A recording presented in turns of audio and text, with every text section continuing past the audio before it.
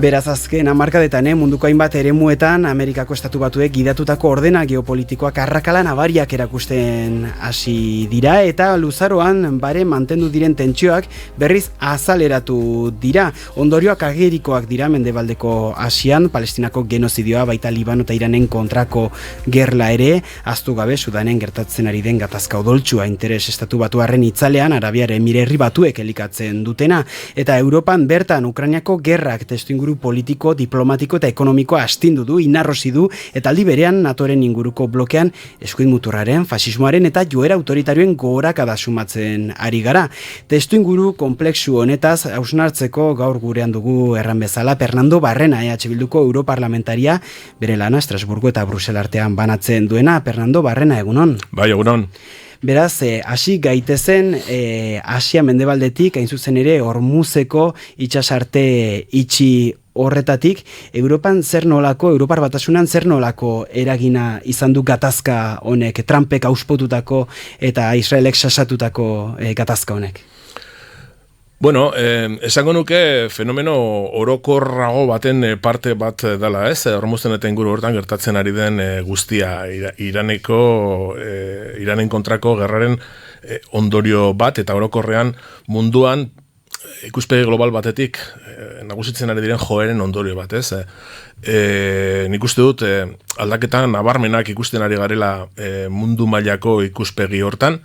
Nik azpimarratuko nituzke hola hiru faktore telegrafikoki eta gero nahi baduzu joango gara pixka bat ikusten banan. Batetik da nazioarteko legediari zitzaion errespetu apurra, ez baitu inoiz formula horrek erabate, ez, modu orokor batean funtzionatu, baino errespetu apur hori zartatu eginda, eta momentu honetan nazioarteko legedia paper bustia da. Bigarrenik energiaren inguruko gerrak nagusitzen ari direla, lehen aipatzen zenuen, ez? Estatu Batuek galdu egin dute, hamarkadetan mantendu duten lidergo unipolar hori, eta Txinaren mesedetan gertatzen ari da hori guztia, eta hori gertatzen ari da momentu batean zeinean energia iturri merke eta oparoak edukitzea oso importantea den, gero komentatuko ditugun arrazoiengatik, ez? Beraz, inoiz baino zentralagoa da energiaren kontua, mundu mailan nagusitzen ari diren gerra regional kakotxartean horietan, eta hirugarrenik eskuin muturraren gorakada, ez? Badago eskuineratze bat gizartean, Europan oso nabarmena da, eta hor nobedadea da, Europar Batasuneko hainbat estadutan eskuin muturroko gobernuak badaudela, eta horiek sarbide zuzena daukatela Europar Kontseiluan, ez? Eta beraz, bakizu Europar Kontseiluan, gai potoloen inguruko posizioak aho batekoak izan behar direla, eta beraz, azkenean, estatu horiek beto eskubidea erabili dezakete Europa instituzionalaren agenda zein den erabakitzerakoan edo zerbait mai gainean jartzekotan ze neurri horren edukiak nolakoak izan behar diren mugatzerakoan, ez? Eta horrek izugarri eragiten du Europa instituzionalean. Europan agian momentu mugarri bat Ukrainiako gerra izan da, nola eraldatu du gatazka honek Europar Batasunaren barne oreka politiko eta estrategikoa? Bueno, nik uste dut azken finean Europak eta beste batzuek mantendu duten posizio geopolitikoaren ondorio ere badela Ukrainiako okupazioa, ez? Nik esango nuke argi eta garbi Errusia dala errudunak edo errudunitza erabili nahi baldin badugu behintzat, baina erantzunkizuna, orain dagoen gerra horren erantzunkizuna Errusiarena dela, ez? Errusiak inbaditu egin du Ukraina, Errusiak okupatu egin du, eta Errusiak hartutako erabaki baten ondorioz daukagu mai gainean Ukraina gertatzen ari dena, eta beraz berriro ere aprobetxatuko dugu esateko Errusiarrek hortik alde egin behar dutela lehenbailen eta errespetatu Ukrainiaren lurraldetasuna eta beraien erabakiak hartzeko gaitasuna. Baina behin hori esan da ere oso garbi izan behar dugu esaten nuen bezala, ez? Sobio Batasuna desagertu zenetik, hor bazegoela konpromiso bat, NATO kideak zirenen aldetik, erakunde militar hori ez hurbiltzeko territorialki Errusia aldera. Errusiak bere segurtasuna nolabait bermatuta ikusi zezan, ez? Akordio hori ere bazegoen ez da errespetatu. NATOren estatuak gero eta gehiago joan dira gehitzen eta inguratzen orain Errusiar Federazioa zena, eta orduan hor badago gatazka regional bat, baina ez ezaguna aztu hor badago eragin globala duen gatazka bat, azken finean garaizaharreko blokeen arteko logika hori berpiztu egin delako alde bien aldetik, ez? Beraz hor Europak badu ikuspegi bat, segurtasun irudikapen bat, ez? Non Errusia eta Txina hasierako kasilatik bertatik etxaitza hartzen dituen, eta beraz hori nire ustez izugarrizko akatsa da. Errusiaren kasuan Europarentzako tiro oinean da, eramaten ari den politika, gero buruari isten diogulako 150 milioi pertsona bizi egiten den merkatu bat, Europar esportazioetarako, harreman ekonomikoetarako, eta gainera Errusiaren tamainako estatu baten aurrean, ez ezaguna aztu, munduko estatu zabalena dela, nik uste dut aukeran asko zobe izango litzakela auzokotasun on baten politika eramatea eta harreman politiko komertzialak eta bestelakoak sustatzea eta ez, kontsideratzea gure txaiak dira beraien aurrean prestatu behar dugu militarki, ez? Nik nahiago dut lehenengo aukera eta uste dut hortan Europar Batasunak gutxe egiten duela. Posible da Europar Batasunaren eta Errusiaren arteko gatazka horren oinarrian estatu batuak egotea? Jakina, bai. Beraiek azken finean Europar Batasunak jarrera hori baldin badu da Europar eliteek eta Europar eliteetaz hitz egiten dugunean jarri zazu zure buruan esango nuke Alemaniako CDU-ko politikari bat eskuineko politikari bat, hoiek oso ikuspegi atlantista daukate. Atlantista esan nahi dute oso natozalea eta Europaren kokapena munduan ez dutenak ulertzen estatu batuen eskutik ez bada, ez? Eta nik uste dute, zentzu hortan, azkenean, Europaren interesen gainetik estatu batuarren interesak gailendu egiten dira, eta beraz, Europak erabaki behar baldin badu, zentzuk diren gure sozio posibleak, gure lagun posibleak eta zeintzuk gure arerioak eta inkluso etxaiak, oso present dauka NATOren eskutik estatu batuekin batera joan dela horren arte behintzat leku guztietan eta munduko gainontzeko estaduen aurrera bere burua aurkeztera, ez? Eta nik uste dut hori, dagoeneko nik uste dut hori dela iraganeko pantalla bat, Trumpek berak lehertarazi egin du hori guztia, eta momentu honetan Europak oso hausnarketa sakona egin behar du, etorkizunean nola jokatu egin nahi duen, bat, Europar integrazio prozesua bukaeraraino eraman nahi baldin bada behintzat, eta bigarrenik Europa horrek zen nolako proiekzio globala izango duen, ez? Munduaren aurrean. Ni neo esango nuke, ni oso Europak proiekzio global sendoa edukitzearen aldekoa naiz. Uste dut hori, hortan asko eta asko oso adozengo garela, gakoa ez da hori, baizik eta ze balore eta ze baloren gainean erekitako proiekzio global bat egiteko, eta honik uste dut bai eztabaida bizia izango genukela. Baina nik sinisten dut Europan esparru politiko natural bezala guretzako, baina kontua da hartu duen norabidea, behintzat azkeneko hamarkadatan hartu duen norabidea ez dela Europar klase herritarren aldekoa eta are gutxiago gurea bezalako estaturik gabeko nazioak hartzen duen eredu bat. Aipatu dugu jada sarreran nola joera autoritario, ultraeskuindar eta fasistak goraka doazen Europa honetan, Europar Batasunaren izaera bera aldatzera ino, eta horren fenomenoa ere ikusi daiteke azke testuinguru komplexu honetan garatzen ari diren hauteskunde prozesuetan, Hungaria, Bulgaria aipatu genezake, eskuin muturraren indartzea nola ulertu behar da? Joera strukturala da, laune jakin bateko erreakzio bat? Zaila da nire ustez, bisturia hartuta ez, hola ebaketa fin bat egitea bi ikuspegi horien artean. Esango nuke, orokorrean badagoela eskuineratze bat nahiko nabarmena Europar gizartean. Zergatia aztertzerakoan nik mahai gainean faktore batzuk jarriko nituzke, baina niretzako eta autokritika egin aldera oso garrantzizkoa da esatea Europar ezkerra ez dela kapaza izan Europako langileei eta klase herritarrei alternatiba egingarri eta sinesgarri bat mahai gaineratzen, ez gara kapazak izan, eta guk ere euskaldunok badaukagu erantzungizun parte bat hortan, baina orokorrean Europako ezkerraren eskaintza ez da erakargarria arazo latzak izan ditzazkeen langile batentzako edo bueno, langile edo ertain klaseentzako, ez? Eta hor, nik uste dut lehenengo autokritika hori. Eta gero, nik uste dut ezkerraren eskaintza sendoaren eta sinesgarriaren faltaren aurrean, behar latzak dituen jende askok eta jo egiten du bere ustez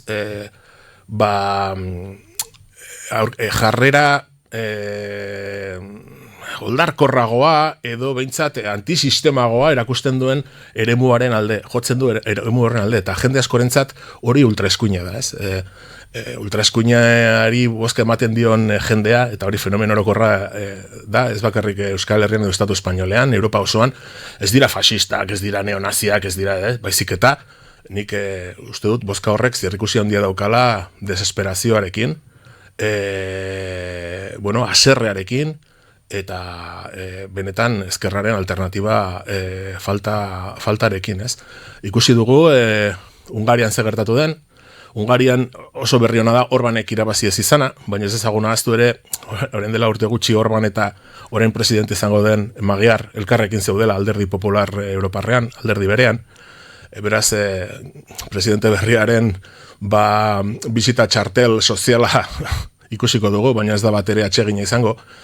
Eta hobekuntza dago, bai, dudarik gabe, baina gauzak ere horrela dira. Eta orain ikusi dugu ez, atzo Bulgarian nola nagusitu egin den beste indar bat ere nahiko erreakzionarioa dena. Beraz, fenomeno horrek jarraituko du hor denbora batez, eta ez dugu Hungariaraino edo Bulgariaraino joan behar hori ikusteko, ez? Hemen gure inguruan ere hori gertatzen ari da, beste maila batean, apalago, nahi duzun bezala, baina Estatu Espainolean, nik uste dut, egoeran ezaugarrietako bat da, eskuin eta eskuin muturreko posizioen hazkundea eta gobernura iristeko egokieran egon daitezkela, ez? Eta hori nire ustez bai dela egoera kezkagarri bat eta jarraitu behar dioguna horre egiten ala edo nola. Alemanian eta Frantzian ere bada horretarako arriskurik, eskuin muturra gobernu nagusitara iritsiko balitz Europan, zer eraginen luke Europar Batasunaren barnean? Bueno, gauzak izugarri okertuko lituzke, ordezkatuta egongo ziren interesak ez ziren klase herritarrenak izango, momentu honetan baten batek esango luke, bueno, orain ere ez, hori ere egia da, baina nire ustez lehen aipatu dut Euskal Muturreko gobernu bakar bat Europar Kontseilura iristeak zer suposatzen duen, beto eskubidea azkenean erabiltzen aldute gauza asko eta asko baldintzatzeko, horregatik hemen esaten denean, hauteskundeak Bulgarian eta jendeak esaten du, Bulgaria, oso urrun dago Bulgaria, guri ze Bulgariak zer egingo digu, bai, izugarri eragiten digu, lehen aipatu dizudan, horregatik guztiagatik, ez? Baina nik esango nuke momentu honetan Europar eraikuntza proiektuan, ez? Sinesmena izan dezakegun guztion ideia izan behar dela, eskuin muturra dela Europaren barne etxaia. Zergatik? Eskuin muturraren eta eskuinarekin batera gorakada horren baitan azkenean bilatu egiten dena da Europar eraikuntza prozesu hori gelditzea, eta ez gelditzea bakarri, baizik eta atzera egitea. Ez? Hor badago talka bat, Europar proiektua bukaeraren eraman nahi dutenen artean batetik, eta gero bestetik, Europak kompetentzia eta paper eta protagonismo gehiegi hartu duela sinisten duten horien artean. Azkeneko talde honetan eskuin muturreko indarrak daude, horiek bueltatu egin dituzte kompetentziak estatuetara, estatuak berriro ere indartu, bai? Gainontzeko realitate politikoen kaltetan. Ez bakarrik Europarra, baizik eta estatuen azpitik eta dauden errealitateak, ez? Eta hortan kokatzen da gure autogobernua. Eraso hori badoa Europar proiektuaren kontra, baina baita ere gure realitate partikularren kontra. eta nik uste dut horrek, horri ere, gehitzen baldin badiogu, horrek nazioarteko edo Europaren proiektzio globalari begira, Europarentzako ze paper nahi duten, oso kezkagarria da. Azken finean, zuk Europa ahul bat baldin badaukazu, Europa ahul batek ezin du inondik ere eragin mundu mailan, eta beraz, ondorioz, lidergo paper hori, mundu mailako lidergo paper hori, berez estatu batuei eman egiten zaie, ez? Beraz, eskuin muturraren helburua ere bada, mundu mailako lidergoa estatu batuek, eta beraiekin batera, bere sozioak diren israeldarrek eta abarrek, lidergo hori mantentzea mundu mailan horrek dakarren guztiarekin. Jada joera ultraeskuindar horren lehen zantzuak ikusi daitezke Europar Batasunean, hasteko migrazio politiken aldetik ikusten dugu erabateko gogortze bat ematen ari dela, kanporatzea azkarren bidez, esien bidez, kanpo akordioen bidez, eta horrekin lotuta ere berri bat egonda, Frontexeko zuzendari Oi Fabrice Leggeri ikertzen ari direla, gizarteriaren aurkako krimenengatik gaur egun gainera Assemblement National Lepenen alderdiko eurodiputatua dena, Europar Batasuneko muga agentziaren buru zen garaian, Mediterranean migratzaileak legez kanpo errefusatu zituelako izaten ari da ikertua. Nola ikusten duzu, nola baloratzen duzu migrazio politiken alor hori Europar Batasunaren barnean? Fabrice Leggeriren kasua oso esanguratsua da zentzorretan, ez? Bera izan zen urtetan Frontexeko burua, eta legealdi honetan Frantziako eskuin muturreko eurodiputatua, eta momentu honetan behintzat gustua ematen du, ez? Orain behintzat berak botatzen dituenak, benetan pentsatzen dituenak direlako, eta horren badakigu nola pentsatzen duen, eta zer egin nahi duen migrariekin, ez? Eta Frontexeko buru zen garaian, berak gezurtero amorratua izanik, ukatu egiten zigun eurodiputatu hoi, etengabe Frontexek pushbacks eta deitzen den fenomen hori, ez? Migrari txalupa bat adibidez aurkitzea itsaso erdian, eta Frontexeko barkuek txalupa eta ontzi horiek bultzatu izana kostarantz eta zetozen kostarantz bultzatzeko eta arriskuekin eta hildakoak gertatu izan du dira politika horietan, pushback politika horietan, ez? 10.000 inguru kalkulatzen dira horrelako egoerak gertatu egin direla azkeneko 4 urteotan, eta gizon honek beti ukatu egiten zituen. Politika, nik uste dut azkenean, eskuin muturraren presentzia horregatik eta beste faktore batzuengatik, baina migrazio politikak izugarri gogortu egiten ari dira, ahaztu egiten ari da Europarrak orokorrean, hartu edozein herri, edozein estatu, edozein migrari herri bat izan gara, Europarrak, barriatuta gaude mundu osoan, gure etorkinak eta gure etorkinen ondorengoak mundu osoan bizi egiten dira, zer esanik ez euskaldunena, ez? Eta momentu honetan, herri horietan guztietan egon garenean, beraien ondasunak esplotatzen eta Europara ekartzen, eta Europarron bizi maila ona aseguratzen leku guztietatik hartu dugunarekin, orain herri horietako pertsonaketan nahikoa ez daukatenean bizimodu duin bat izateko edo gerra batetik iesi egin behar dutenean, zein da gure jarrera, hormatzar bat irekitzea eta esatea zuek ezarete ongi etorriak. Nik uste dute askotan esaten da eskerrak ez duela migrazio politikarik, nik uste dute mito hori desmontatu egin behar dugula. Eskerrak migrazio politikak eduki behar ditu buruan, gobernurako aukera izan nahi baldin badu behintzat, eta gure erantzunkizuna da, baina gainera migrazio politikak behar ditugu migrazioaren fenomenoa ordenatzeko, eta migrariei gehien bat egiten duten ibilbide horietan guztietan segurtasuna emateko. Eta nik uste dut migrazio politika demokratiko baten oinarri izan behar duela migratzekoa giza eskubide bat dela. Eta hortan ados baldin gaude, seguro gainontzeko neurrietan ados jarriko garela.